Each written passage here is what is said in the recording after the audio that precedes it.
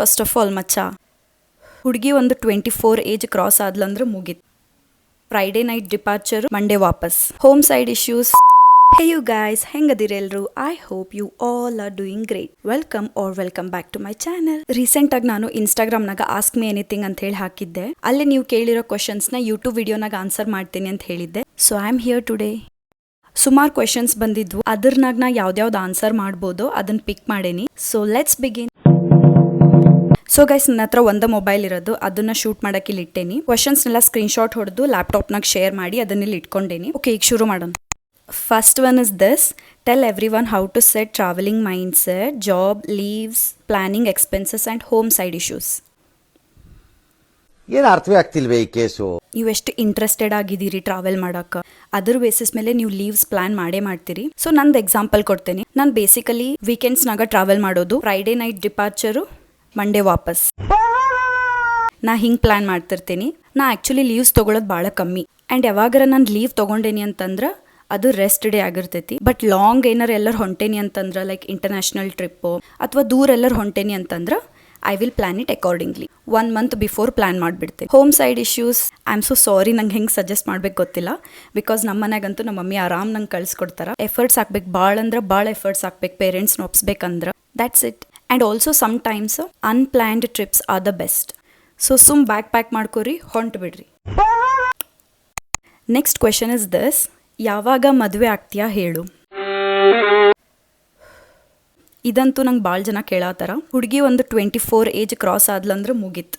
ಯಾವ್ದಾರ family functions ಇರಲಿ, ಆಂಟೀಸು uncles ಎಲ್ಲ ಅಟ್ಯಾಕ್ ಮಾಡಿಬಿಡ್ತಾರ. ಈಗ ನನ್ನ ಫ್ರೆಂಡ್ಸು ಬಿಡವಲ್ರು ನನ್ನ. ಸೊ ನಂದು ಮೈಂಡ್ ಸೆಟ್ ಏನು ಗೊತ್ತಾ ಗೈಸ್?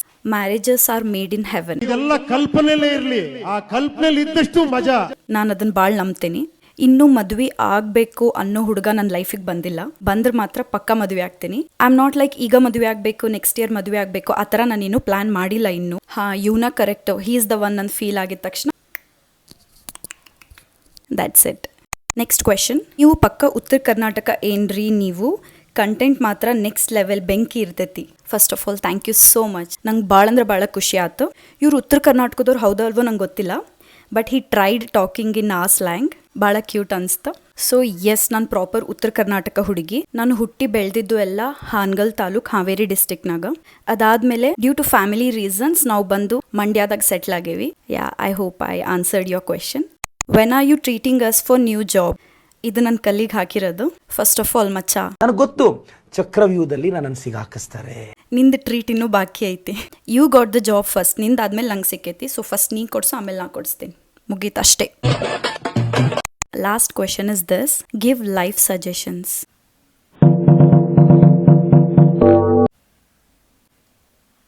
ಸಿಂಪಲ್ ಫಂಡ ನಾನೇನು ಫಾಲೋ ಮಾಡೋದು ಅಂತಂದ್ರೆ, ನಿಮ್ಗೆ ಏನಾರು ಬೇಕಿತ್ತು ಅಂತಂದ್ರೆ, ನಿಮ್ಗೆ ಯಾರ ಬೇಕಿತ್ತು ಅಂತಂದ್ರೆ, ಅವ್ರು ಸಿಕ್ಕರು ಅಂತಂದ್ರೆ ಖುಷಿ ಪಡ್ರಿ.